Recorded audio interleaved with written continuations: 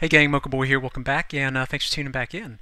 So I got a message over mod mail from one of the leaders over at Reddit Force. Just to draw a a message to my attention. A post that somebody had left up on the sub, and it looks like it got voted onto the front page.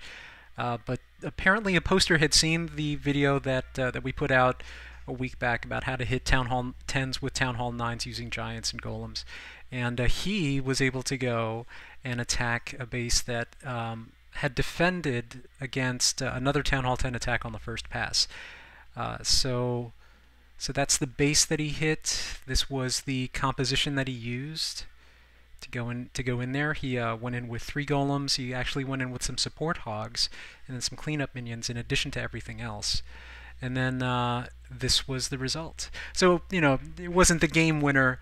But it definitely gave them a nice little buffer going into the final minutes of the war. And that's always a good feeling, knowing that you can do this.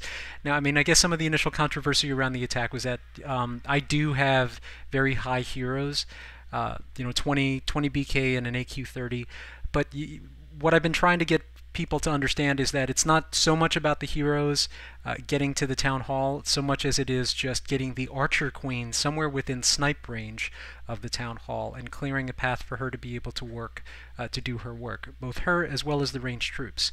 And that's what happened in this attack. And I reviewed this attack, and there were so many good things that were done in this, and that serve as a good template for a lot of other attackers, not just for Town Hall 10 bases, but across the board, especially if you need to make that do or die attack. So let's take a look at this attack. And again, this was originally hit by their number 1, but first attack couldn't star. He went through and provided good scout information for follow-up attacks on the base, but he was hit by their number 7, Town Hall 9. And let's take a look at the base.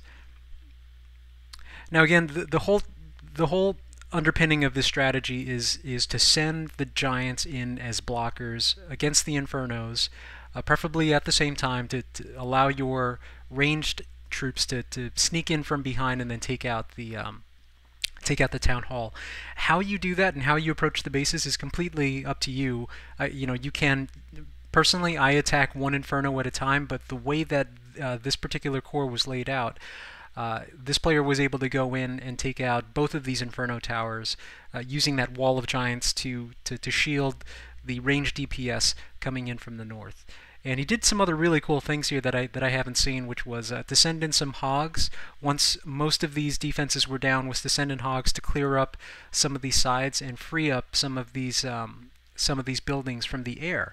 Because one of the first things that you'll notice is that there's a bunch of free percentage here, and he calculated very correctly enough minions to take out enough of these exterior buildings to secure the 2-star, which as a Town Hall 9 is a really impressive thing to do. So let's see here. The attack as this came down was to come in from the north. Let's see here. Was to send in everything from the north to jump right here to get them access to this interior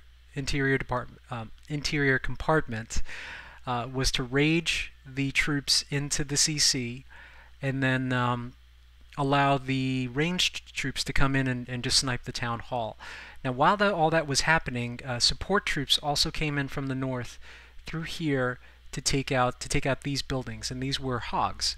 And then that freed up these corners, and then this is already free percentage down here. So 1 minion here, 1 minion here, 1 minion here, along with some minions in the pocket, just for whatever. Obviously, this area over here is no-go because of that archer tower, but could have just as easily dropped just 1 balloon on top of that and freed up all of that for percentage as well.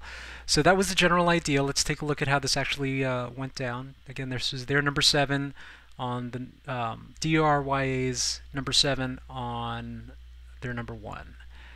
So 1, 2, 3, 4, 5 wall breakers. Okay, yeah, that works. That works. I mean, it's always tricky to get them in, to that first wall. But he sent in 1 as a blocker, 3 to go get the rest. He's got 1 donated golem, and then 2 of his own, and these were level 2 golems, a level 7 AQ, and a level 10 Barbarian King. But he has level 6 giants, which is the key for making a lot of this work. And personally, I was interested to see how far people could push this, and it looks like people have had some pretty good success with this. But that jump, that rage, speeds them through those initial sets of defenses. The ranged DPS is completely shielded, except for one or two that got away, and they were able to wipe out both the dragon along with the wizards in the CC. Here come the support hogs coming down the side, clearing a path, and again he's got maxed out hogs. Another really good reason to have maxed out hogs, and he's been able to carve out this entire core along with some key buildings around the outside. He completely skirted around these Teslas by coming in from the north, so that saved him a ton of, that allowed him to push really deep into the base.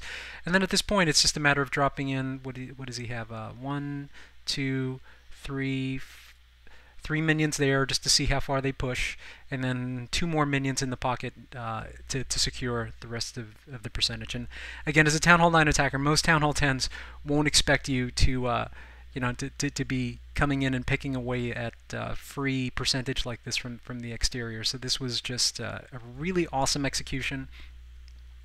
Pretty much perfect as far as I could tell. He was able to get all the troops into the core. The heroes didn't wander. He brought just enough minions to make sure that he secured that 2-star and then some. And he was able to pull off a pretty amazing attack on a well upgraded Town Hall 10 base. So great job, Sausages. Good job, DRYA, for reaching out to us and spreading the good word.